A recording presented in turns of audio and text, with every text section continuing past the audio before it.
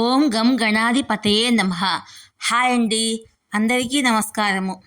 మనం ఈరోజు ఈ వీడియోలో మౌని అమావాస్య ఎప్పుడు 9 లేక 10? మౌని అమావాస్య రోజు మనం చేయవలసిన పనులు ఏమిటి? మనం ఏ పనులు చేస్తే డబ్బుకు అనేది లోటు ఉండదు? ఈ అమావాస్య రోజున మనం చేయకూడని పనులేంటో ఈ వీడియోలో తెలుసుకుందాం. ఈ వీడియో కనుక మీకు నచ్చినట్లయితే లైక్ చేయండి, షేర్ చేయండి, సబ్స్క్రైబ్ చేసుకోండి. ఈ వీడియో లాస్ట్ వరకు స్కిప్ చేయకుండా చూడండి. ఇలా చేయటం వల్ల ఈ వీడియో మరికొంతమందికి రీచ్ అవుతుంది. మాఘమాసములో అమావాస్య రోజున పాటించే మౌని అమావాస్య హిందువులకు చాలా ముఖ్యమైనది. ఈ మౌని అమావాస్య హిందూ మతములో అత్యంత ముఖ్యమైన రోజు. ఈ నెల మౌని అమావాస్య రోజున చంద్రుడు ఆకాశములో అరుదుగా కనిపిస్తాడు. మౌని అంటే మౌనము కాబట్టి ఇది మౌన వ్రతం పాటించడము లేదా రోజంతా మౌనంగా ఉండటము ఈ అమావాస్య రోజు మనం ప్రధానంగా చేయవలసిన పని. మౌని అమావాస్య మాఘమాసములో వస్తుంది. ఈ రోజున ప్రజలు పూర్వీకులను పూజిస్తారు. ఈ ప్రత్యేకమైన రోజు విష్ణువును మరియు శివుణ్ణి కూడా పూజిస్తారు. మౌని అమావాస్యను మాఘి అమావాస్య అని కూడా అంటారు. ఈ మౌని అమావాస్య 2024 ఏ తేదీన ఏ సమయమున వచ్చిందో ఇప్పుడు చూద్దాము.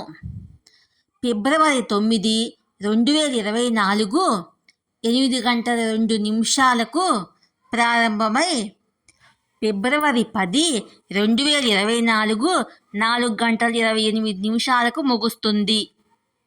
కనుక ఈ సంవత్సరము మౌని అమావాస్యను ఫిబ్రవరి 9, 2024 తేదీన జరుపుకుంటాము. హిందూ మతములో మౌని అమావాస్య ఒక ముఖ్యమైన రోజుగా పరిగణించబడుతుంది. పూర్వీకులను ఆరాధించడానికి ఈ రోజు అంకితం చేయబడినందున ఈ రోజుకు గొప్ప ప్రాముఖ్యత ఉన్నది. ఈ పవిత్రమైన రోజున పితృదోష పూజ చేయడము పుణ్యము కనుక ఇది పితృదోషం కోసము అన్ని కర్మలను నిర్వర్తించడానికి పవిత్రమైన రోజు. జీవితములో శాంతి మరియు ప్రశాంతతను పెంపొందించే వివిధ ఆచారాలను నిర్వర్తించడానికి మరియు మౌనాన్ని ఆచరించడానికి ఈ రోజు కూడా ముఖ్యమైన రోజు. మౌని అమావాస్య పూజ చేయటము చాలా శుభ ఫలితాలను ఇస్తుంది. ఇంకా జీవితంలో సుఖ సంతోషాలను ప్రసాదిస్తుంది. పితృదేవతలు మన శ్రేయస్సును కోరుకుంటారు కాబట్టి అమావాస్య రోజున వారికి పిండ ప్రదానం చేయాలి. లేకుంటే కనీసము నీరైనా వదలాలి. ఇంట్లో పూజ గదిని శుభ్రం చేసుకొని పితృదేవతలకు భోజనాన్ని నైవేద్యంగా సమర్పించాలి. ఈ అన్నంలో కాస్త కాకులకు ఉంచాలి. ఇలా ఉంచడం ద్వారా అమావాస్య రోజున కాకుల రూపంలో పితృదేవతలు మనం ఉంచిన ఆహారాన్ని తీసుకుంటారని నమ్మకము. ఇలా అమావాస్య రోజున పితృదేవతలకు పిండాలు పెడితే వారు సంతోషిస్తారు.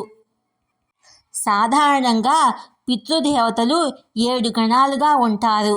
తొలి 3 గణాలు దేవతలు అమూర్తులుగా ఉంటారు, అంటే ఆకారం లేని వారై ఉంటారు అని శాస్త్రాలు చెప్తున్నాయి. మిగిలిన 4 గణాలు వారికి మాత్రం ఆకారాలు ఉంటాయి. పితృగణాలు దేవుళ్లతో కలిసి శ్రాద్ధాన్ని భుజిస్తాయని, భోజనము సంతృప్తి చెంది శ్రాద్ధదాతకు సుఖ సంతోషాలను ప్రసాదిస్తాయని ధర్మశాస్త్రాలు చెప్తున్నాయి. పితృదేవతలు దేవతాగణములో 7 విభాగాలుగా వీరు ఉంటారు. పితృదేవతలను సుఖంగా ఉంచుకుంటే తప్పకుండా అష్టైశ్వర్యాలు లభిస్తాయి, ఈతి బాధలు ఉండవని శాస్త్రాలు చెప్తున్నాయి. అందుకే అమావాస్య రోజున 12 గంటల లోపు పితృదేవతలను పూజించి వారికి శ్రాద్ధం ఇవ్వాలని పండితులు చెప్తున్నారు. ఇలా చేసినట్లయితే మనకు జీవితాంతము డబ్బుకు అనేదే లోటు ఉండదు. మౌని అమావాస్య రోజున తెల్లవారుజామునే లేచి గంగా స్నానం చేసి విష్ణువును ఆరాధించడం వల్ల అన్ని పాపాలు తొలగిపోతాయి. హిందూ మతంలో ఏకాదశి, పూర్ణిమ మరియు అమావాస్యలకు చాలా ప్రాముఖ్యత ఉంది. మాఘమాసములో వచ్చే అమావాస్యనే మాఘ అమావాస్య లేదా మౌని అమావాస్య అని పిలుస్తారు. ఈ రోజున ఋషి మను జన్మించాడు కాబట్టి దీన్ని మౌని అమావాస్య అంటారు. సంవత్సరం మౌని అమావాస్య ఫిబ్రవరి 9న వచ్చింది. మౌని అమావాస్య చాలా పవిత్రమైనదిగా భావిస్తారు. స్త్రీలు తమ భర్తల దీర్ఘాయువు కోసం ఈ రోజున ఉపవాసం చేస్తారు. మౌని అమావాస్య రోజున గంగా స్నానం చేయడం వల్ల విష్ణువు అనుగ్రహం లభిస్తుంది. అంతేకాకుండా మోక్షం కూడా లభిస్తుంది. మౌని అమావాస్య రోజు గంగా నదిలోని నీరు అమృతంగా మారుతుంది. అందుకే ఆ రోజు గంగలో స్నానం చేస్తే శుభప్రదమని నమ్ముతారు. మౌని అమావాస్య రోజున మర్రి చెట్టును పూజించి దాని చుట్టూ పవిత్రమైన పసుపు దారాన్ని 108 సార్లు కట్టడం వల్ల మీ కుటుంబంలో ఆనందం వెల్లివిరుస్తుంది. మౌని అమావాస్య రోజున విష్ణుమూర్తిని పూజించి గీతలోని 7వ అధ్యాయాన్ని పఠిస్తే పితృబాధలు తొలగిపోతాయి.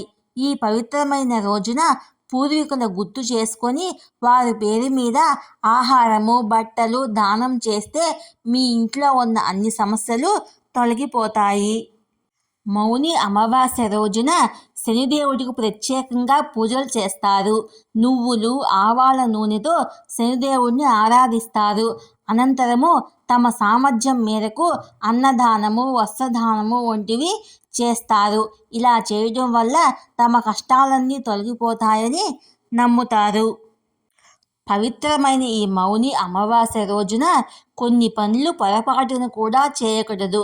ఒకవేళ అలా చేస్తే తీవ్రమైన దుష్ఫలితాలను ఎదుర్కోవలసి వస్తుంది. ఈ మౌని అమావాస్య రోజు ఏ పనులు చేయకూడదనే విషయాన్ని ఇప్పుడు మనము తెలుసుకుందాము. మౌని అమావాస్య రోజున స్నానానికి ఎంతో ప్రాముఖ్యత ఉంది. ఈ రోజున స్నానం చేసిన తర్వాత సూర్యభగవానుడికి అర్ఘ్యం ఇవ్వడాన్ని అసలు మర్చిపోవద్దు.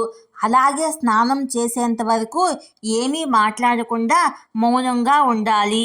హిందూ శాస్త్రాల ప్రకారము మౌని అమావాస్య రోజున సూర్యోదయం కంటే ముందే నిద్ర లెగవాలి. ఈ పవిత్రమైన రోజున ఆలస్యంగా నిద్ర లేవకూడదు. ఆలస్యంగా మేల్కోవడం అనేది రాక్షసుల లక్షణంగా శాస్త్రాల్లో పేర్కొనబడింది. ఇలాంటి అలవాట్లు ఉన్నవారు అత్యంత త్వరగా ప్రతికూల శక్తులు ప్రభావం చూపే అవకాశం ఉంటుంది. కాబట్టి మౌని అమావాస్య రోజున సాధ్యమైనంత వరకు త్వరగా నిద్ర లేచేందుకు ప్రయత్నం చేయాలి. మౌని అమావాస్య రోజున తమ మాటల విషయంలో చాలా జాగ్రత్తగా ఉండాలి. ఈ రోజున మీ మాటలు, మనసుపై నిగ్రహాన్ని కలిగి ఉండండి.